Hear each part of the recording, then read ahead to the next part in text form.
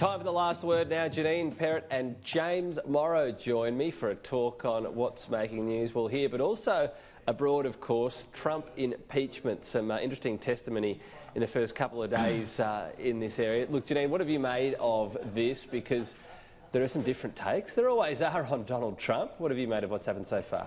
Oh, look, I mean, I'm sure James is going to do the pro-Trump thing. I'm not necessarily saying that there was any smoking gun today, but I do find it very, I don't know, distasteful the way the Republicans on the committee are just ripping apart someone who has served tours in Iraq, is a decorated soldier, but if you dare to go up against the president or do anything, it gets so vicious. And I mean, it just, to me, it revived to me memories of that terrible attack that Donald Trump did at the Republican convention in 2016. I mean, you talk about, you know, playing the man, not the ball. Argue on the legalities of it, argue on this. But, I mean, a man who has served his country, which is more than Donald Trump or half those people in Congress have done, I found it really distasteful. And I think as a PR exercise, it does backfire because they love wrapping themselves in the military when it suits them. Is there a lesson there, whatever you think of Trump's America, James Morrow? It's increasingly tribal, that someone's either with you or against you?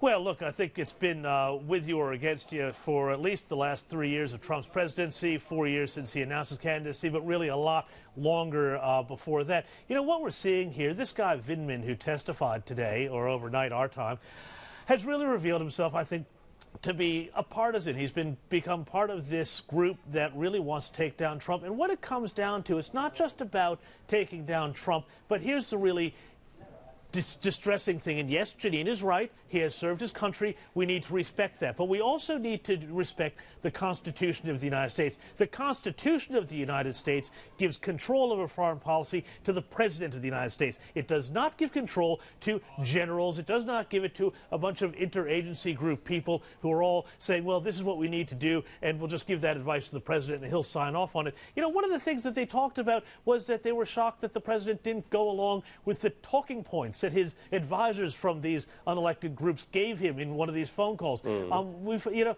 like, sorry, that's not a crime. You cannot criminalize foreign policy. This guy Vindman had said before, oh, well, you know, he had gone against foreign policy. No, sorry, mate, he makes foreign policy. That's not the way this works. And for the left, for the Democrats to try and criminalize the legitimate making of foreign policy, just as with the firing of ambassadors. Well, ambassadors serve in the Constitution at the pleasure of the United States President. Barack Obama, when he came in, he fired all the Bush appointees and no one said boo about it. But because it's Trump and because he's doing something different, and I'll put it to you that he is showing up the foreign policy establishment for being ineffective, and it's been ineffective for 20 years, at least in the United States, and coming up with better outcomes. What do you mean ineffective? I mean, what exactly is ineffective of, what, not America first? I mean, I would argue that America's position diminishes every day. Really, Janine, I would say that America's position gets a lot stronger when it's not going and provoking Arab Springs in the Middle East, which were a disaster. When it's undermining its allies in NATO, when it has contempt for everyone, when it's undermining every kind of global rules-based order. I mean, yeah, okay. Due to Hillary Clinton and her whole... Libya is a complete failure. You know, you want to talk about ambassadors. The Libyan ambassador was killed by Arab Spring people on Hillary Clinton's here we go, watch. the conspiracy theories. It's not a conspiracy theory, he's dead. No, the conspiracy theories afterwards to try and meet the blame politically, and now when the same thing is happening to you, you're doing this, saying it's terrible that Congress is doing this. There's no conspiracy that Hillary Clinton undermined the government of Libya deliberately and that it was an absolute disaster. Yes, and the Republicans tried to held her responsible for murder. I mean, she was Secretary of State. Oh, well, he's the president. Who is responsible for everything under your watch, as you say? Well, that's Barack Obama then. Okay. All right. Well, it sounds like there's a campaign to lock a whole lot of people up. James, the core of the issue that Vindman was raising, and he said he had a patriotic to do so, was to do with the phone call and what happened with Ukraine. So what about the actual context of this impeachment? Where's this sitting at?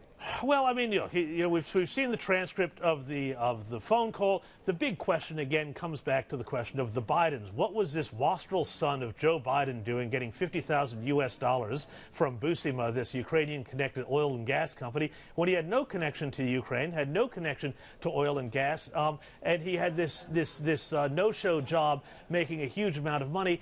Was this for influence? This is something we need to know. And every time, the deeper this investigation goes, the more it's going to be a circular firing squad for the Democrats as they... it's a bit like the Trumps doing business in Russia, though, isn't it?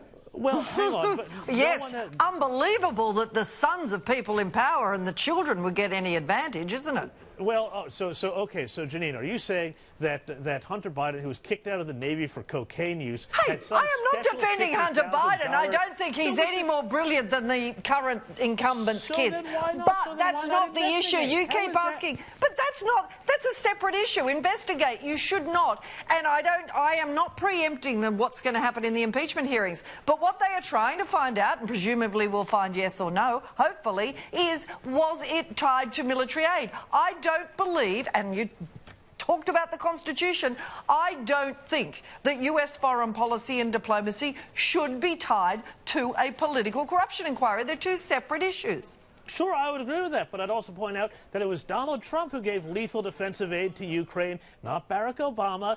This idea that this is not, a thing beforehand. Joe Biden, when he was vice president, said, and he bragged about it. It was a speech at the Council of Foreign Relations in 2016. You can look it up. It's all over online. He said, I held back $1 billion in aid from Ukraine until they fired a prosecutor who was investigating corruption that we didn't like. And he was all proud of himself. I wonder what that guy That's because there were other allies who supported that. It was not a unilateral decision and it wasn't done in secret. It was done publicly. The thing about this one is it's about Donald Trump getting one of his own political enemies, right? That's the difference here of the allegation. That's what the impeachment's about. Well, that's what it's about. I mean, I'd love to see them bring this to the Senate. Let's get this impeachment over to the Senate. Let's get Hunter Biden testifying. Let's get Joe Biden testifying. I'd love to see this, and I hope Janine would like to see it too, because if we are really worried about corruption, then we got to talk to the Bidens. And hey, why not the Clintons while we're at it?